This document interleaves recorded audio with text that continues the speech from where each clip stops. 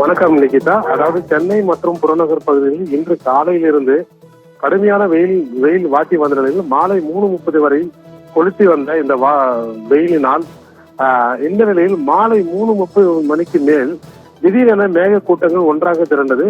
அதோடு பலத்த சூறை காற்று வீச தொடங்கியது. இடி மின்னல்களுடன் ஏற்பட்ட மிதமான மழையும் பெய்ய தொடங்கியது. பலத்த சூறை காற்று இடி மின்னல் காரணமாக சென்னை விமான நிலைய பகுதிகளில் மோசமான வானிலை நிலவியது.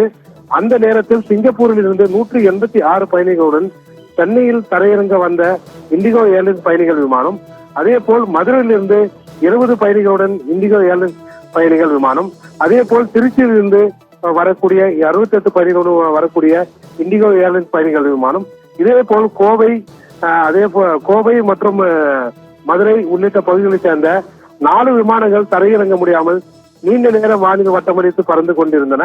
அதே போல் சென்னையிலிருந்து மஸ்கட் புறப்பட வேண்டிய விமானம், அதே போல் ஓமன் ஏர்லைன்ஸ் பயணிகள் விமானம், இலங்கைக்கு செல்ல வேண்டிய ஸ்ரீலங்கன் ஏர்லைன்ஸ் பயணிகள் விமானம், ஹைதராபாத் செல்ல வேண்டிய இண்டிகோ ஏர்லைன்ஸ் விமானம், டெல்லி செல்லக்கூடிய இண்டிகோ ஏர்லைன்ஸ் விமானம் என சுமார் 7க்கும் மேற்பட்ட விமானங்கள் அரை மணி நேரத்துக்கு மேல் தாமதமாக இந்த விமானங்கள் புறப்பட்டு சென்றன.